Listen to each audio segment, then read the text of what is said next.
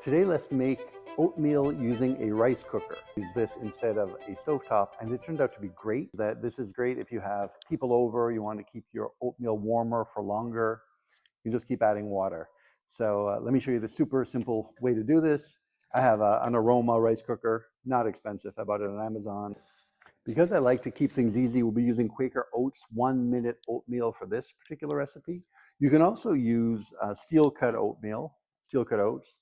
It will take longer, and there are a few extra steps. So the extra steps is you could spray the bottom of the cooker with Pam or put a little coconut oil. That'll prevent it from overflowing because steel-cut oats have more of a tendency to overflow if cooked in a rice cooker. And the proportions are different. So I would read the instructions. This is 4 cups of water to 1 cup of oats. And this would be, if you were doing 1 cup of oats, it would be 2 cups of water. So it's 2 to 1 water to oats, and that's 4 to 1 water to oats. And you add the oats. I'm going to do 3/4 of a cup of oats. This will be 1.5 cups of water. I'm going to use frozen berries. You can put the frozen berries right into the rice cooker.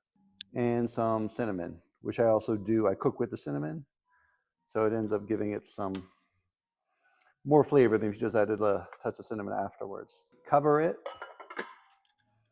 plug it in. For this particular brand, just plug it in, and that's how you turn it on. So it's been just over 10 minutes, and if we take a look, it's not quite cooked yet. It's still loose and watery. It's been about 14 or 15 minutes, and now I could see the water is bubbling, it's boiling. So we're almost there.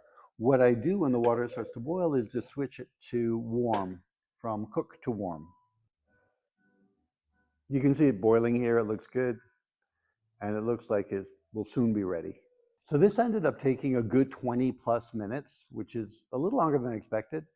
So it's not necessarily a quick meal. It's a super easy one to prepare, but you do have to wait for the cooking to take place. So I would give it 20 to 25 minutes. You may still find it a little loose, just depending on your personal preference, but we're ready to plate it. The other great thing about this is if you have a few people you're serving and you're making more than one portion, if people wake up at different times of the morning, which has been my experience, you can just leave it in the cooker and it stays warm. Just keep adding water if it tends to get dry or overcooked. It was nice and easy.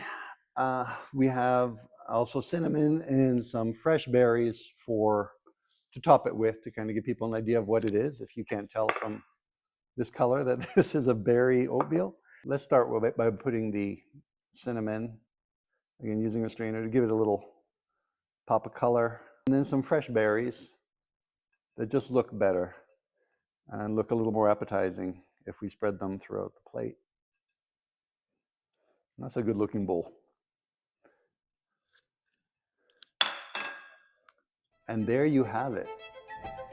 Berry infused cinnamon oatmeal cooked with a rice cooker.